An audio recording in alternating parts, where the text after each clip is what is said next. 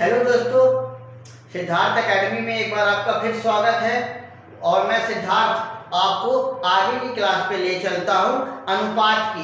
देखिए, हमने कल रेशियो के बारे में कुछ जरूरी बातें सीखी थी। आज हम कुछ बातें और सीखने वाले हैं। जैसे देखिए, अगर कोई आपसे पूछता है कि वर्गानुपात क्या होता है, वर्गानुपात क्या होता है, तो क्या करने वाले हैं। जैसे कोई अनुपात दिया हुआ है ए अनुपाते बी, क्या दिया हुआ है ए अनुपाते बी, और आपको निकालना है उसका वर्गानुपात। क्या निकालना है? वर्गानुपात। तो देखिए, आप क्या करने वाले हैं, बस केवल इसका वर्ग कर देंगे और नीचे बी का वर्ग कर देंगे। जैसे अगर मैं एग्जांपल ले लेता हूं, जैसे लिखा हुआ है 5/7 का आपको वर्गानुपात करना है।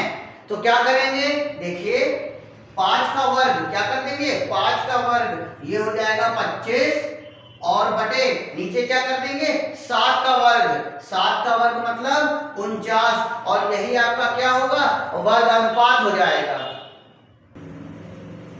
चलिए देखते हैं इसी तरह। और अगर कोई आपसे पूछता है कि घनानुपात क्या होता है, क्या पूछता है, घनानुपात, और आपको अनुपात दे देगा ए अनुपात बी, तो आपको क्या करना है, ए का क्यूब और बटे में बी का क्यूब। जैसे मैं आपको एक एग्जांपल से समझाता हूं।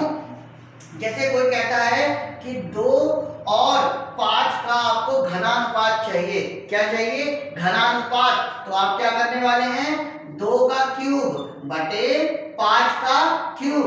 2 का क्यूब और 5 का क्यूब क्या हो जाएगा, 2 का क्यूब करेंगे तो 8 हो जाएगा, और 5 का क्यूब करेंगे 5 25, 25 पंचे 125,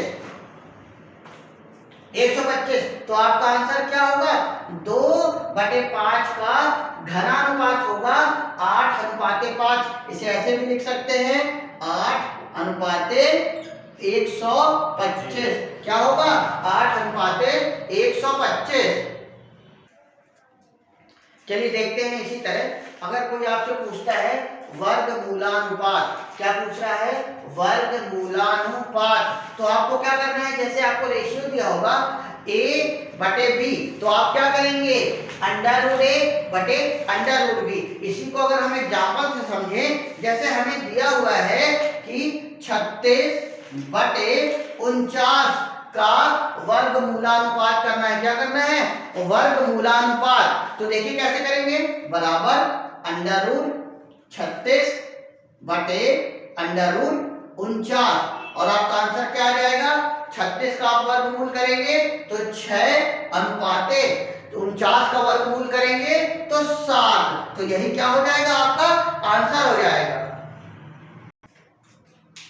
चलिए देखते हैं। अगर इसी तरह आपसे कोई पूछ ले कि घनमूलानुपात क्या होता है, क्या पूछ ले, घनमूलानुपात। तो देखिए, जब घन अनुपात किया था तो क्यूब किया था, लेकिन इस बार पूछ रहा है घनमूलानुपात। तो क्या करना पड़ेगा, हमें क्यूब रूट करना पड़ेगा। क्या करना पड़ेगा, क्यूब रूट करना पड़ेगा। जैसे एक एग्जांपल लेते हैं, अगर लिखा हो 343/512, और इसका आपको क्या करना है, घनमूलानुपात करना है। क्या करना है, घनमूलानुपात। तो चलिए देखते हैं क्या करेंगे, क्यूब रूट 343/512। और देखिए, अगर 343 का क्यूब रूट करते हैं तो आपको 7 मिल जाएगा, अनुपाते 512 का क्यूब रूट करते हैं तो आपको मिल जाएगा क्या, 8 मिल जाएगा। और यही आपका 343/512 का घनमूलानुपात क्या होगा, 7:8, और यही आपका आंसर हो जाएगा। चलिए देखते हैं। जैसे एक सवाल है, 1/64 अनुपाते 1/81 का वर्गमूलानुपात चाहिए। आपको क्या चाहिए, वर्गमूलानुपात। देखिए सबसे पहले ये रेशियो देखिए कैसे हैं। अगर इन रेशियो को हमें परफेक्ट रेशियो में बदलना होगा तो क्या करेंगे, जैसे होता है ना कि 1/2 कहीं लिखा होता है रेशियो 1/3, तो देखिए अगर आप 6 एलसीएम ले लेंगे तो ये 3 ऊपर चला जाएगा और 2 इधर चला जाएगा। या हम ये भी कर सकते हैं कि हम दोनों में 6 से मल्टीप्लाई करा दें। क्या करा दें? 6 से मल्टीप्लाई करा दें। अगर 6 से मल्टीप्लाई कराएंगे तो ये हो जाएगा 3:2, मतलब ये 2 इधर चला गया और ये वाला 3 कहाँ आ गया? यहाँ आ गया। इसी तरह बेटा इसे करेंगे तो देखिए क्या करेंगे, इसे करेंगे तो 81 आ जाएगा इधर, 81 रेशियो और 64 कहाँ चला जाएगा? दूसरी तरफ, यानी कि 64। अब हमें इसका करना क्या है? हमें इसका करना है वर्गमूलानुपात। क्या करना है? वर्गमूलानुपात। तो देखिए अभी मैंने आपको बताया अगर हमें वर्गमूलानुपात करना होगा तो हम क्या करेंगे, इसमें रूट लगा देंगे, रूट 81 अनुपाते रूट 64। तो क्या हो जाएगा? 81 को रूट से बाहर निकालेंगे तो 9 रेशियो और 64 को बाहर निकालेंगे तो 8, और यही आपका क्या होगा? 1/64 और रेशियो 1/81 का वर्गमूलानुपात बन जाएगा। चलिए देखते हैं, एक सवाल और है, बहुत इंपॉर्टेंट है। 0.7 रेशियो 0.5 का आपको वर्गानुपात करना है। क्या करना है? वर्गानुपात करना है। तो देखिए सबसे पहले रेशियो में आपको पता है पॉइंट से पॉइंट क्या हो जाएगा? हट जाएगा, तो ये हो जाएगा 7:5। और हमें करना क्या है? वर्गानुपात करना है। क्या करना है? वर्गानुपात। तो देखिए सीधे इसका क्या कर देंगे, 7 का वर्ग अनुपाते 5 का वर्ग। क्या हो जाएगा ये? 7 का वर्ग अनुपाते 5 का वर्ग। अब देखिए 7 सते 49, क्या कर देंगे? 49 अनुपाते 25।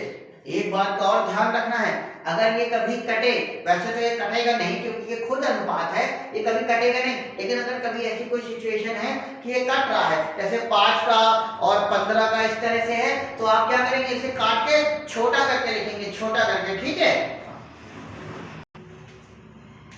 चलिए देखते हैं, एक सवाल और देखते हैं, इंपॉर्टेंट लिखा है 3.6 रेशियो 0.121 का आपको निकालना है वर्गमूलानुपात निकालना है। क्या निकालना है?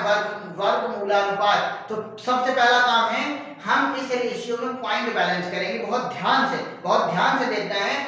अगर ये पॉइंट हटता है तो देखिए यहाँ पॉइंट के बाद कितने नंबर है? 1 नंबर, लेकिन यहाँ पॉइंट के बाद कितने हैं? 3। तो हमें क्या करना होगा? 3, 6 और 2 0 लगाने होंगे। आप ऐसे भी समझ सकते हैं, दोनों में हमने 1000 से गुणा कर दिया। भाई रेशियो है, हम किसी का भी गुणा कर सकते हैं, तो दोनों में हमने क्या किया? 1000 से गुणा। अगर हमने यहाँ 1000 से गुणा किया तो ये हो गया 3600, और यहाँ 1000 से जब गुणा किया तो ये हो गया 121। अब हमें इसका क्या करना है? अब हमें इसका करना है वर्गमूलानुपात। क्या कर देना है? वर्गमूलानुपात। तो बस रूट इसका वर्गमूल निकालेंगे 3600 अनुपाते इसका निकाल देंगे रूट 121, निकाल देते हैं। अब ध्यान से देखिए, इसे जब बाहर निकालेंगे रूट से तो ये कितना हो जाएगा?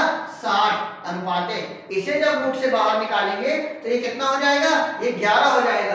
तो 0.06, ठीक है, 3.6 और 0.121 का वर्गमूलानुपात क्या हो जाएगा?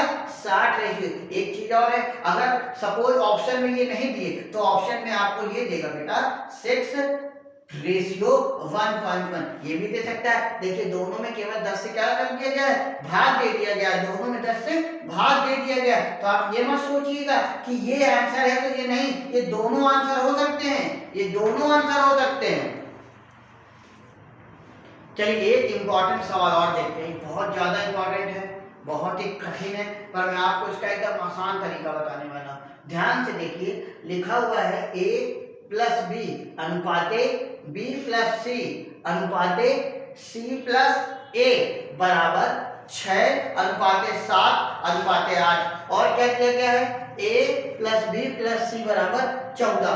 तो देखिए सबसे पहला काम क्या है? हमें मान निकालना है c का। हमें किसका मान निकालना है? हमें मान निकालना है c का। तो आप देखिए ध्यान से, अगर मैं इनको प्लस कर दूं, इन सबको प्लस कर दूं, तो देखिए a कितने हैं? a 2, इसी तरह बी भी कितने हैं 2 और सी भी कितने हैं 2। तो क्या करेंगे इन्हें प्लस कर लेते हैं। जब इन्हें प्लस करेंगे तो ये 2 बाहर आ जाएगा और अंदर क्या बचेगा a प्लस बी प्लस सी बराबर। देखिए अब अगर इधर प्लस किया है तो सामने की वैल्यू को भी प्लस करना होगा। 8 7 15 और 6 21 कितना हो गया 21 हो गया। ठीक है और देखिए क्वेश्चन में दिया हुआ है a प्लस बी प्लस सी बराबर 14। तो ध्यान से देखेंगे 2 गुणे 14 बराबर 21। ठीक है अब देखिए कोई किसी से कट रहा है, हाँ बिल्कुल कट रहा है। 7 से इसे काटा 3 बार में बराबर 7 से इसे काटा 2 बार में गुणे 2 तो 3 बराबर 4 मतलब 3 रेशियो की वैल्यू कितनी आ गई। ये रेशियो है, देखिए हमने इसे रेशियो जोड़ा था 3 रेशियो की वैल्यू क्या आ गई 4 आ गई। अब ध्यान से देखना है, देखिए अगर मैं यहां से a और b की वैल्यू निकालूं, a प्लस b की वैल्यू कितना रेशियो दिया हुआ है 6, लेकिन हमारी 3 रेशियो की वैल्यू कितनी आई है 4। अगर मैं इससे 2 से गुणा लगा देता हूं, इसको भी 2 से गुणा लगा देता हूं तो देखिए ये 6 रेशियो बन जाएगा। क्या बन गया ये 6 रेशियो बन गया। अगर ये 6 रेशियो बन गया तो इधर क्या हो गया 8, यानी कि 6 रेशियो का मान क्या बन गया 8 बन गया। तो देखिए a प्लस बी का मान क्या बन जाएगा 8 बन जाएगा। a प्लस बी का मान कितना बन जाएगा 8 बन जाएगा। ठीक है समझ आ रहा ना। ठीक ध्यान से देखना है, अगर किसी को दिक्कत है तो मैं दोबारा बता दूंगा। ठीक है रेशियो की वैल्यू क्या आ रही है 8, मतलब a प्लस बी की वैल्यू कितनी आ गई 8 आ गई। अब ध्यान से देखिए अगर मैं a प्लस बी की वैल्यू यहाँ पर 8 रख देता हूँ, क्या कर रहा हूँ अगर यहाँ 8 रख देता हूँ तो 8 उधर चला जाएगा, मतलब c बराबर हमें क्या मिलेगा 14 माइनस 8। 14 में 8 चले जाएंगे तो क्या बचेगा c, यानी कि यही आपका क्या है c का मान है, यही आपका क्या हो जाएगा c का मान। इसी तरह अगर हमें बेटा a का निकालना होता तो हम b और c का मान, देखिए b और c का मान, लेकिन इस सवाल में उसने c आपसे इसीलिए पूछा है क्योंकि देखिए 3 रेशियो से 7 रेशियो तक पहुंचना बहुत मुश्किल है। इसीलिए क्या है हमने देखिए 6 दिया है ना, a प्लस b का मान क्या दिया हुआ 6 दिया, इसीलिए 3 रेशियो तक हम निकाल पाए। 3 से हमने तुरंत 6 कर दिया और हमें c की वैल्यू क्या मिल गई 6 मिल गई। ठीक है